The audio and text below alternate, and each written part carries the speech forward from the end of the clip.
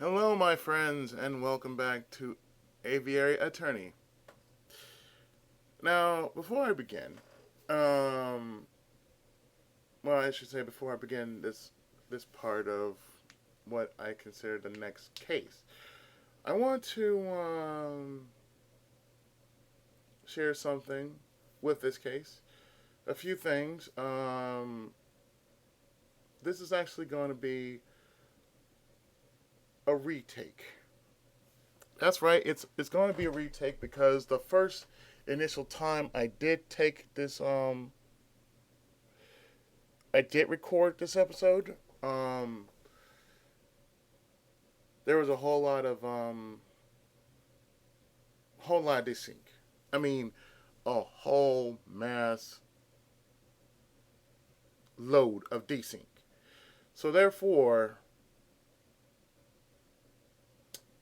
this whole episode that I did for case number 3, it was done in 43 minutes, and the entirety of it, from the start of it, it basically just from the start of me introducing and everything. After that,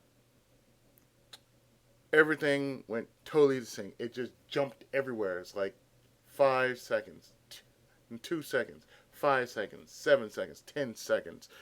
All that jumping around basically screwed up the entirety of the recording. I don't know if it was an error or something, but I'm pretty sure it's fixed now.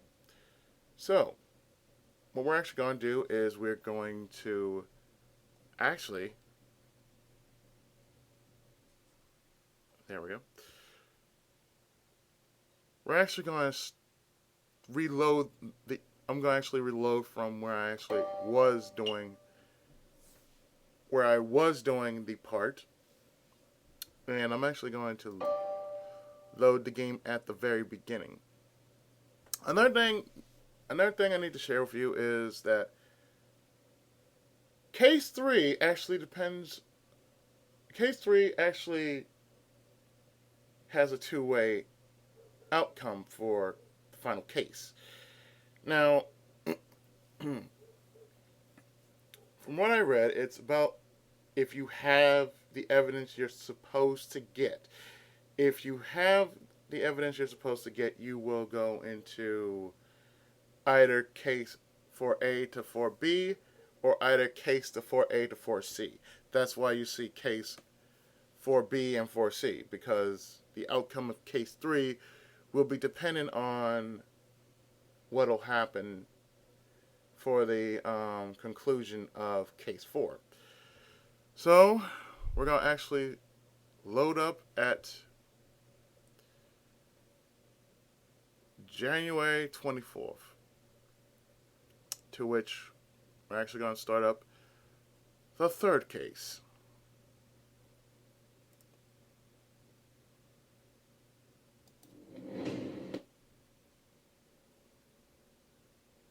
Do I remember the July Revolution? Of course. How could I ever forget? The chanting, the violence, the smell of gunpowder. The 3 glorious days.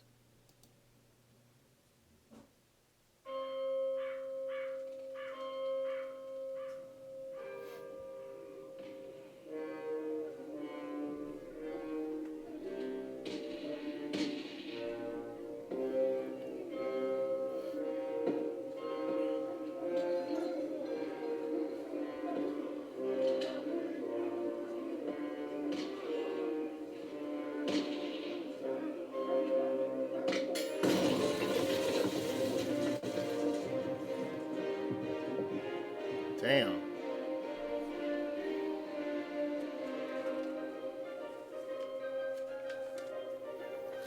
Act 3.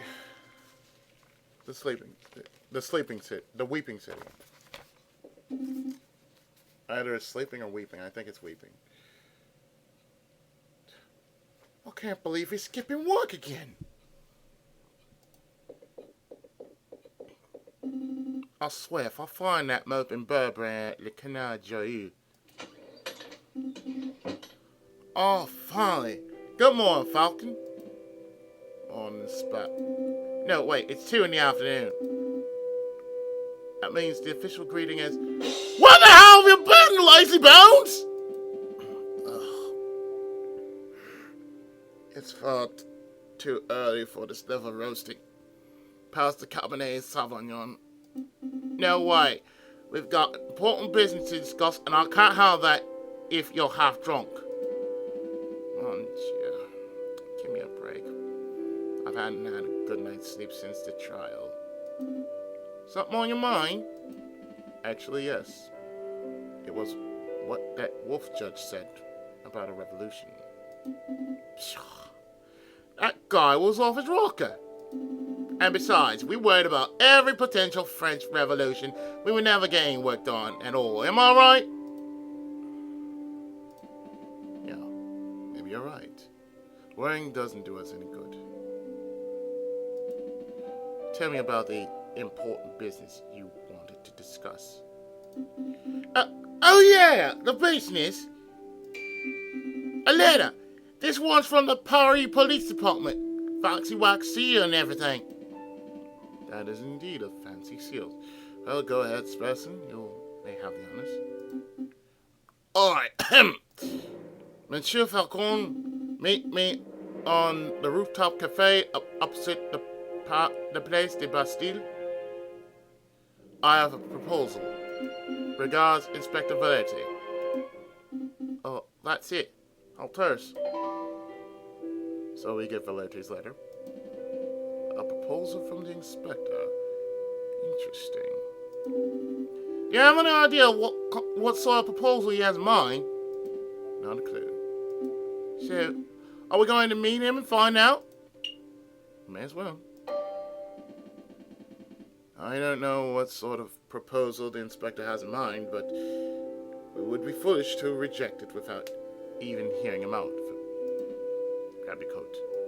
All right, no dilly-dallying. I like it.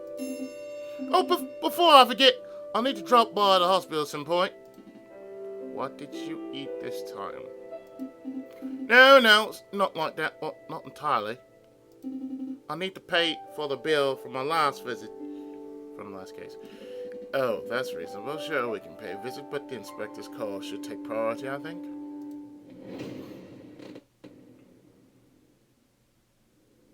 A new day. And that means we go to the Place de la Bastille. A rooftop cafe overlooking the Bastille Square is a perfect spot for a friendly rendezvous.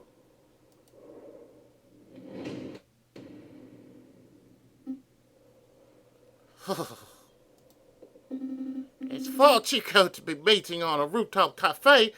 Why couldn't the inspector have chosen a comfier location? Who knows?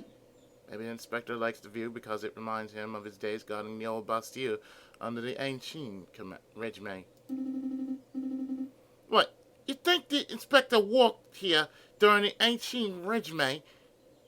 Do you think that's how he got his war wounds? It was a joke, Sparrowson.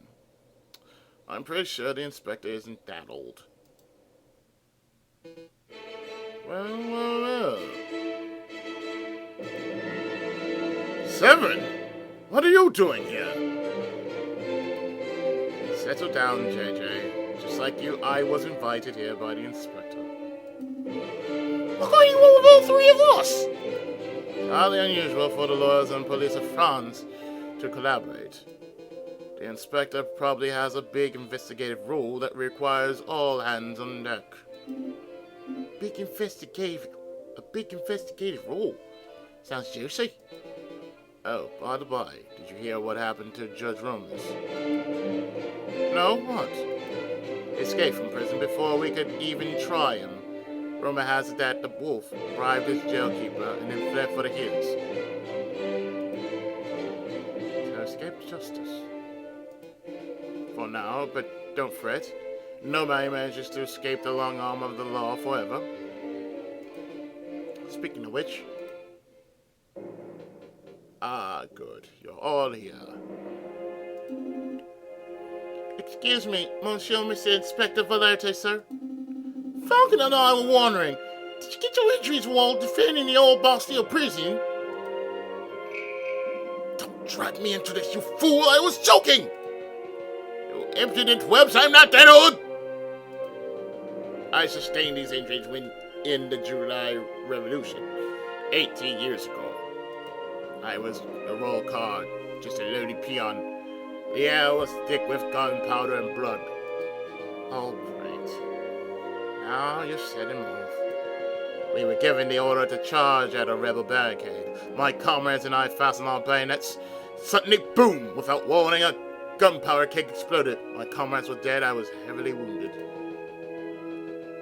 That's when I looked up and saw the looming figure standing between the gargoyles of Notre Dame. 'Twas the Viridian killer himself. This is a fascinating story, Inspector, but perhaps you could tell us why we're here? Oh, right.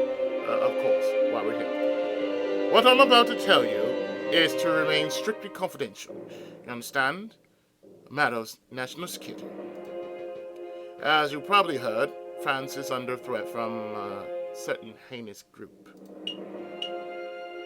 Revolutionaries. Indeed, rebels. There's a storm brewing in the shadows of Paris. We, the Paris police department, have known about it for months, no, years.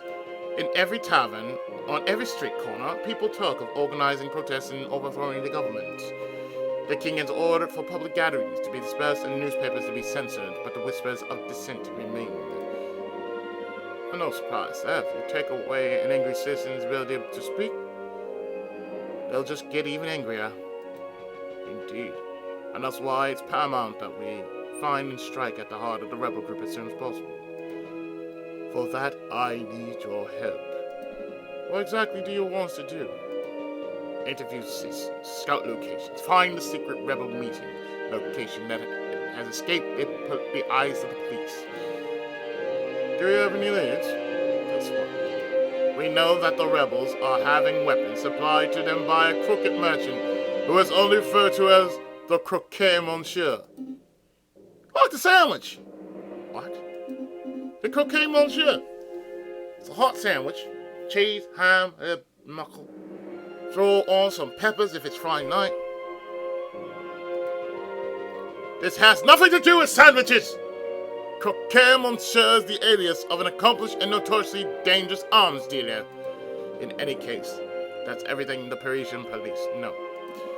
That's everything. That's all you have to demonstrate after years of tracking. Naturally, as a public prosecutor, it's my duty to help the police with their investigative work. I'd be honored to lend in all assistance. Suck up. That's very good to hear.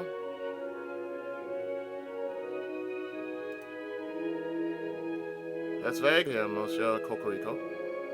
But what about you, Falcon? Well, to be honest, Inspector, I don't quite understand why you're asking me. I'm a private defense attorney. I work for citizens who get stuck in legal trouble. Rebel hunting isn't quite my forte. You want to know why I'm asking? Look around you, Falcon. We're surrounded by corruption and incompetence. The judges are bluff-busting wolves, the jailers are thieving ravens, and the National Guard are sitting ducks. Oh yeah, you're fucked up. Look at all the slackers and dullards who supposedly protect and serve this country. Nobody cares about justice anymore. You saw my shameful display at the previous trials. Those are the results I produce with imbeciles to assist me. But you three, you care. Falcon, I saw you defending Dame Catalan in Prince 1. I heard of your escapades around the city, frantically collecting evidence and interviewing witnesses. Frankly, you did more investigative work over the last month than I've seen any policeman do in a year. Not including myself, of course. But, Dame Catalan, it doesn't matter. You've passion and conviction, and you aren't a total bird-brain. By my book, that makes you a fantastic investigator, even if that is not in your job description. So what do you say? Do you want to sit around your office twiddling your thumbs until another pointless job offer falls into your lap? Or do you want to take this opportunity to do something great and help us track down the animals who wish to harm our glorious nation? I'd be honored to help my country, when you put it that way. I'd be honored to help my country, Inspector. Consider us on board. Excellent. Just what I wanted to hear. I had no idea you were such a patriot, JJ. There's nothing wrong with a little national pride. Yeah, pride's fine and all, but do we get any compensation for this? Of course, here's 50 francs. You'll receive another 50 upon the completion of your work. 50 francs? Psst. We're being undersold. Hush, person. This is a great opportunity. I don't want to keep you any longer than necessary. You already have all the key facts of the investigation. Find the elusive Croc-Monsieur. Find where the rebels are congregating. Those are your 2 tasks. I will check upon your progress in 3 weeks' time. See what you can accomplish by then. I'll be doing my own independent investigation into the rebel group, JJ, so I suppose it's a competition of sorts. Try to keep up with me. You don't make me laugh, Severin. I'll have all the rebel leaders behind bars before you even have your first suspect. Come on, Sparrowson. We have a Croc-Monsieur to hunt. Okay, let's go! I knew a little competition would kick those bird brains into gear. Well, Inspector, this has been a productive meeting. I should probably start my investigation into the Croc-Monsieur too. Not so fast, Cocorico. There's something else we need to discuss.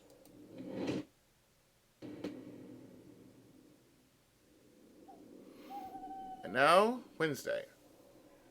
So, as you can see, we have plenty to choose from. We have the Palais de Louvre, the Bibliothèque Cachée, the Palais de Justice, the Chocolat Emporium, le Canal Joyeux, RM Associates, Château Clinier, de la Conciergerie, Pont des Arts, and La Pietière. Yes, it's half of my family. My name, my last name is French, so a bit of that is coming off on this. But since this is Wednesday,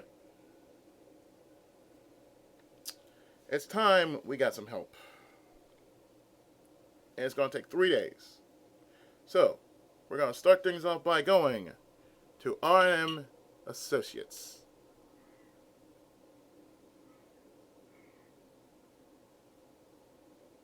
Like so.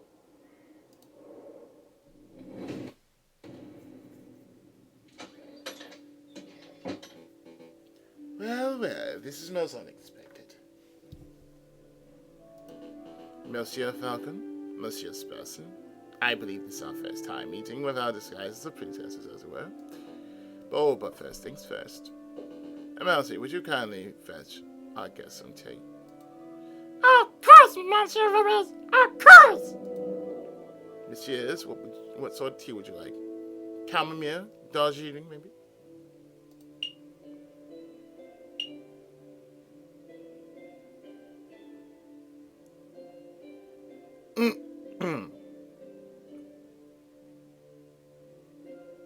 Oh, it doesn't matter. You can either choose chamomile, Darjeeling, or coffee. So, I said, when I was first recording this, my choice was Darjeeling. So, yeah, let's go with Darjeeling. Actually, some Darjeeling would be divine, thank you, Mousy. Sure, Darjeeling sounds good to me too. Okay, what part of Darjeeling can we read? Let's get down to business. What is it that you two came here for? We have a couple of questions. Have you heard of the Croc-Monsieur? have you ever heard of a person called the Croc-Monsieur? And no, we're not talking about the sandwich, unfortunately. The Croc-Monsieur. Are you referring to the black market salesman, the man who claims to be able to procure anything no matter how illegal? Yes, that sounds exactly like the person we're looking for. Do you know him? Me, personally, no, monsieur. I just know of his vile reputation. I see. Then do you have any idea how we can find him? Meeting the Croc-Monsieur face to face is not easy. The man doesn't make himself known to just anybody after all. I know. I should do a little investigative work of my own. Come back in 3 days. I will tell you where and when you can find the Croc-Monsieur. That's an enormous help. Thank you so much, Monsieur Volerti. Of course, there is a price. Price? Just a small fee, mere 30 francs. Hey! We saved your down over the Prince War business! Is this any way to show your gratitude? Monsieur Volerti, you must understand that this is no personal errand. We're investigating on behalf of king and country. I'm sure your intentions are noble, Monsieur Falcon, but I'm running a business here. A fox has to eat. 30 francs, and I'll guarantee I'll find you the Croc-Monsieur. That's my final offer. What do you say? We'll take it. Here you go, monsieur. Very good. As I promised, return in 3 days or later, and I will tell you where the Croc-Monsieur can be found. Rest assured that I will undertake my end of the bargain with care and diligence. I expect nothing less. Thank you, Monsieur Volerti. 'Tis my pleasure. Was there anything else you wanted to ask? Have you heard a rumor of uprising? Of course. These days a man can't walk into a tavern without hearing angry men whispering about violence and revolt. I dare say that Paris may find itself in the midst of yet another revolution before the end of winter. But what can you tell us about the dissenters specifically? Do you know where they're meeting? I'm afraid I only know what you can read in the papers, monsieur. I know anti-government protesters were meeting out in the open until the government clamped down on large public banquets. With the banquets gone, who knows where the dissenters went? I see. Perhaps I can assist you with something else. That's all. Have a pleasant day, Monsieur Volerti. As to you, messieurs.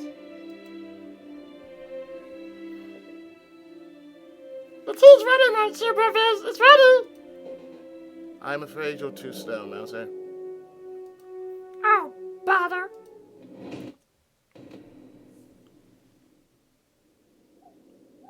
So now starts 3 days of us trying to get some information, and then we come back and get the information we need about the Croc-Monsieur. So, day number 1, we're actually going to go to Le Canal Joyeux.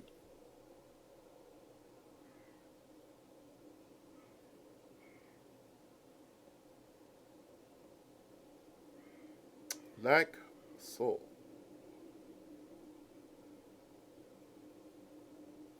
To Le Canal. No drinking! Bad Falcon! Calm down, Sparrowson. I'm just here for information. Taverns are the first place people go to moan about the government. Therefore, they're perfect rebel breeding grounds. Oh, that makes sense.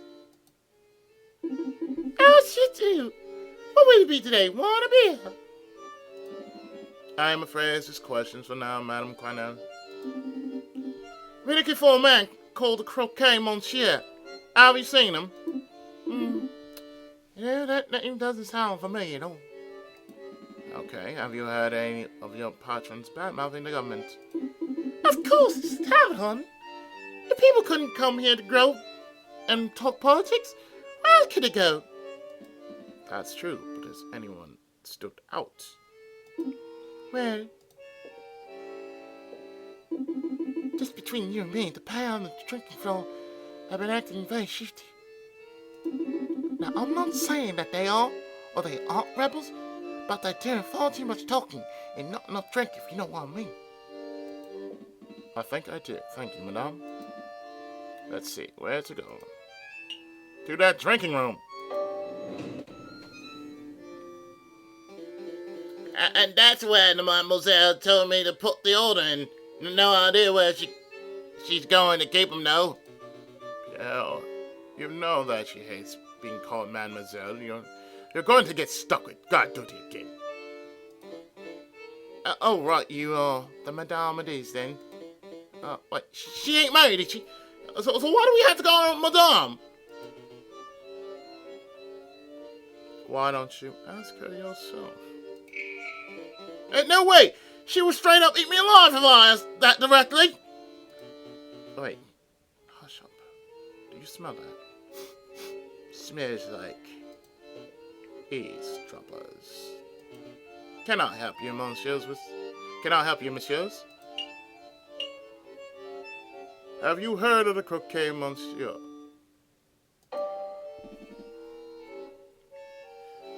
Monsieur, have you heard of a man called Falcon? Wait! There's a slight chance that these guys might be rebels, right? So we ask directly, they might be scared off. Good point, so try to keep it subtle. Where'd you get that rifle? Monsieur, I see you're carrying a rifle. Evidently. Who manufactured it? Good question. See, most hunters around here are carrying old French Charlevilles. But this beauty is something special. See, it's American. From the Spring Armory. Model 1812. Percussion lock firing mechanism.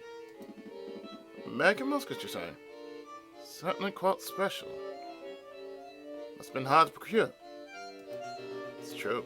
And you can't buy guns of this quality from standard street sellers if you know the right people. Please, go on. Well.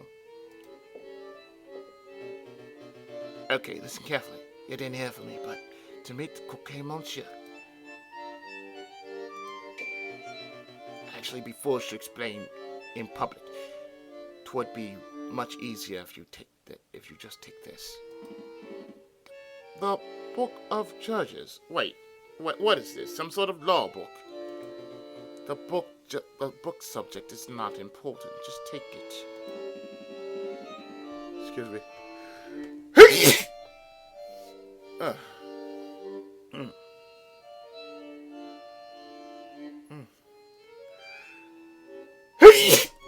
Excuse me.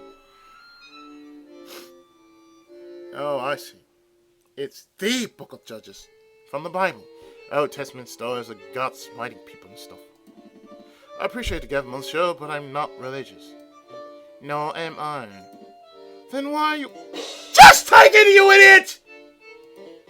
Bible books are what we use to pass around and pass around code phrases, don't we? Code phrases? P.O., please. I'm trying to be low-key, and I can't do that if you're mouthing off with that big beak of yours. Right you are. Try to forget what my friend said.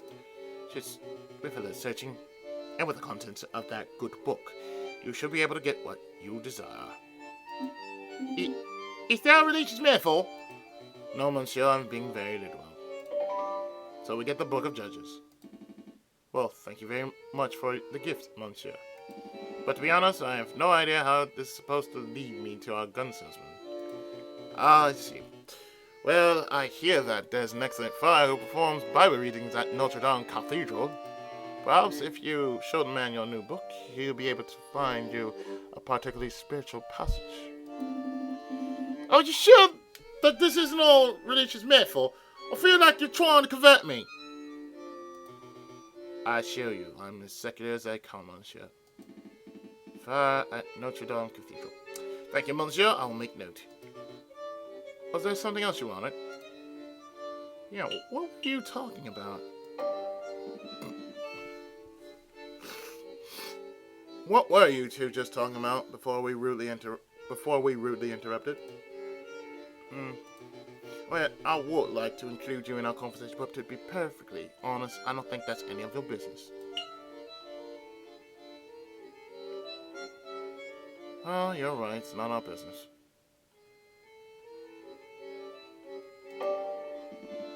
I suppose it isn't our business. I apologize for asking, monsieur. Quite all right. No harm done.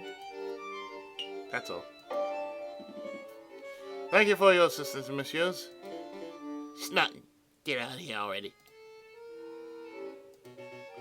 You two seem like decent fellows. You shouldn't get involved in this rebellion business.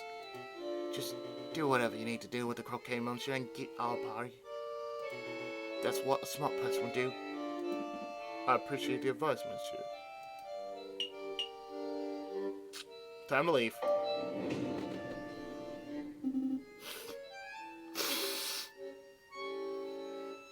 Are we ready to hit the road? Yep, let's go. Yep, let's make a move.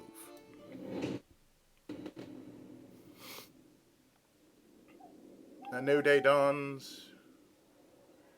And we actually have a new event. And of course, when there's a new event, time is not indeed affected by this. But we do get more story in the process. So let's go to l'école.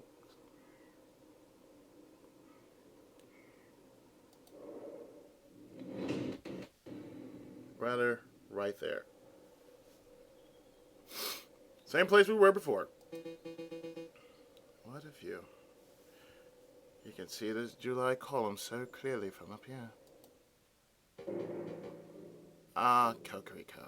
You're already here. You have news about the Croc-Monsieur? Or is this about the other matter? Here you go. As requested, the full register of those who enter Paris Law School and the full list of graduates. Very good. Let's take a look. Now, could you please tell me what this is about, Inspector? What exactly are you looking for? Look at this list of graduates. Do you see any names you recognize? I see my own, class of 1837. I see that moronic prosecutor, Rupert Robinson, under the class of 1846. Oh, and there's J.J. Falcon's name under the class of 1832.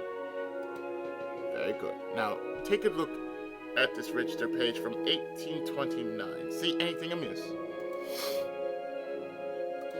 Well, I don't see JJ's name, but I'm not quite sure what that implies, Inspector. The explanation is simple. J.J. Falcon changed his name sometime between 1829 and 1832, right around the time of the July Revolution. And why would he do that? Why, indeed. Monsieur Coquerico, you and I are roosters, birds of justice, birds of French national pride. But Falcon, he's a bird of prey. It's in his nature to draw his talons and lash out at those around him. I've no doubt that when the pressure rises, he'll show his true colors. I'm not sure if I agree with your personality assessment, Inspector. I've always suspected that JJ was a buffoon, an imbecile, and a troglodyte, but never would I describe him as a pest of malice. Time will tell. Do you need me for anything else, Inspector, or shall I continue my investigation into the Croc-Monsieur? There's one more thing. Take this. A pistol? No thank you, Inspector. These are dangerous times. If you face a violent threat, you cannot hope to defend yourself with that riding crop of yours. I'm well aware that just find that these ghastly things tend to escalate situations rather than mitigate them. That's what everyone says during peacetime. Take it. Thank me when it saves your hide. Fine, I'll keep hold of Well, Monsieur Cocrico, you have been most helpful. I'm just doing my duty. Good day, Inspector.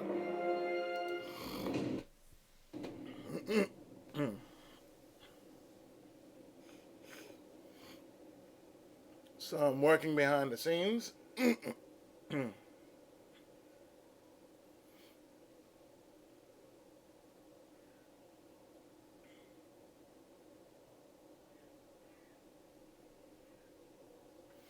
So now it is time for us to make that final day to count. And that final day is Notre Dame. Although it has fallen into disrepair, Notre Dame Cathedral still stands as an icon of the city.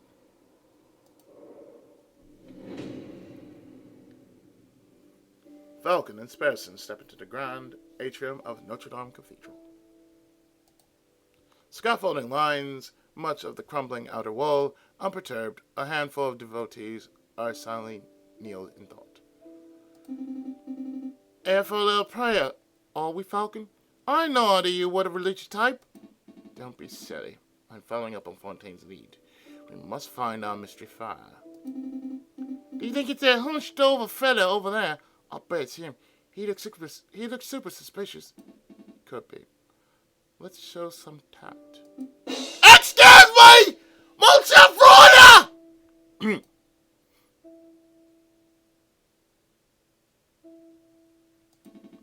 Do you know what tact is, Sparrowson? Welcome, my brothers, welcome. All are welcome under the roof of the house of God. Are you here to confess your sins, or perhaps you wish to join in our services? Actually, Friar, we're here because Falcon! That Friar! He looks eerily familiar. He does look familiar. Now that you mention it, he does look a little like the guy who delivers our post down there. What? No! That's not Walmart! And how does he look anything like our postman? Am I going mad? Your friend appears to be upset. I don't mind him. He's just not because he thinks you look like this judge we once met. Judge Romulus. I get that all the time. I'm his twin brother, you see. Oh, good. I'm not going mad. Friar, would you say that you had a good relation with Romulus? We were close. But, as you may have heard, he got in trouble with the law recently. Haven't seen him in weeks. I see. Didn't mean to pry. It's no trouble, but tell me why are you here, my brothers? Oh, right. We have a couple questions. Could you take a look at this? Friar, we have something that we would like to show you. The Book of Judges. Could you take a look at this? We heard that you could give special passage readings. I see. You have your own copy of the Book of Judges. I think you will find chapter 15, verse 2 to be particularly enlightening. Let's see. Chapter 15, verse 2. This chapter follows the journey of Samson, the heroic judge with divine strength. In this part of the scripture, Samson is confronted by the men who are angered by Samson's notion of justice. Please, could you read the passage? Okay. 3,000 men of Judah went to the top of the rock Etam. They said to Samson, Knowest thou not that the Philistines are rulers over us? What is this that thou hast done unto us? And Samson said unto them, As they did unto me, so have I done unto them. As they did unto me, so have I done unto them. A beautiful sentence when you agree. It's poetic. Beautiful summarization. A beautiful summation of justice. You understand the passage. That's delightful to hear. Yes, Samson was a great judge. Not a judge of today who sits on a high chair and files endless paperwork, but an old judge, a holy judge, a shofet. Shofets were to be admired and feared. They made their own judgments and dispensed their own punishments. And that sounds exactly like the Grey Wardens in Dragon Age. Because think about it, if you think about, passing judgment and all that, and you have the power to do that, technically, in Dragon Age, that is your role. That is your role in Dragon Age. You are basically a judge. You pass judgment upon certain issues. Because only you have the power to say yes and no to. And whoever says otherwise cannot, and I mean cannot, overturn your statement by any means.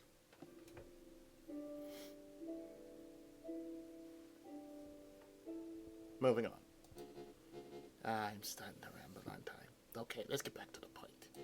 The key word of the day is Etam. That's the name of the cave where Samson hid. The Rock of Etam. Etam. Got it. Now make note. It's like a backwards mate. Or tame. But I'm confused. What do we do with this key word? That is for you to learn on my own. That's for you to learn on your own, my brothers. You appear to be intelligent. I'm sure that if you put your faith in the right people, you can uncover the truth. We'll see what we can do. Is there anything I can help you with today? Perhaps you wish to make a confession. Well, what's with all the scaffolding? Is there some sort of construction work going on? That's right. A little repair, little renovation. It's no secret that the cathedral has seen better days. The Cult of Reason did a lot of damage back in the days of the Revolution. But now we're well on our way to restoring this holy place to its former glory. The Cult of Reason, the religion of Christianity. Hey, Falcon, what's the difference between a religion and a cult? Don't be rude, Sparrowson. Don't worry, my brother. I understand how it is. To a young person, all ideologies look like gobbledygook in different packaging, don't they? Oh yeah. Just stay away from Scientology. They don't know what the fuck is going on over there. Pretty much. Then maybe you'll come to learn the differences as you grow up. I promise. Some ideologies are worth following to the very end. Scientology is not one of them. But let's not talk anymore about cults and ideologies. Did you want anything else? That's all. I think we're done here. Thank you for your time, Friar.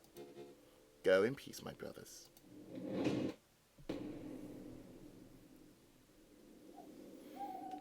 We had our 3 days, so it is now Saturday. So, I think it's time to make a return trip to R&M Associates because we just did our 3 days. And I think we have enough to basically crack this case wide open. Or at least make some headway, whichever comes first.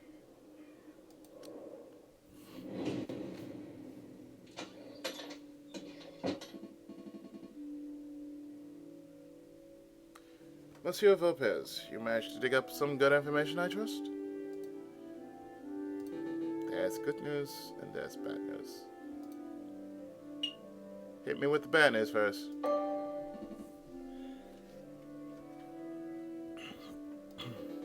The Croc-Monsieur refuses to speak with anyone who does not know a secret password.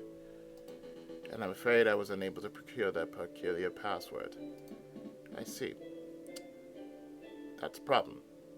So what's the good news? If you want to meet the Croc-Monsieur anyway, I've learned that he lurks around the Rue des Marmosettes on Friday evenings.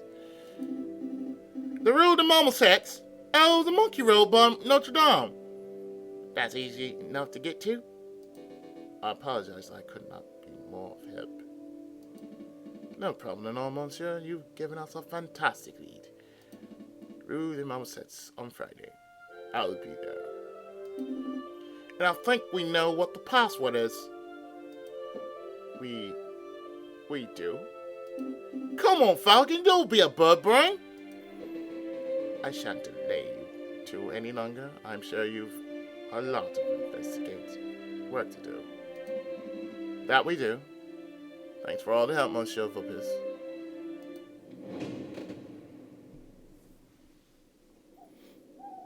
So now we have reached Sunday. So, we learned a lot in under 1 week. And that 1 week just makes a whole lot of sense about what we're going to do in the next part. So, next time on Aviary Attorney, we're going into week number 2, in which we are going to get to find out a few more things about this mystery and possibly get what we really need to get in hopes that we end up with the best ending. So stay tuned. More of this investigative Let's Play right after this.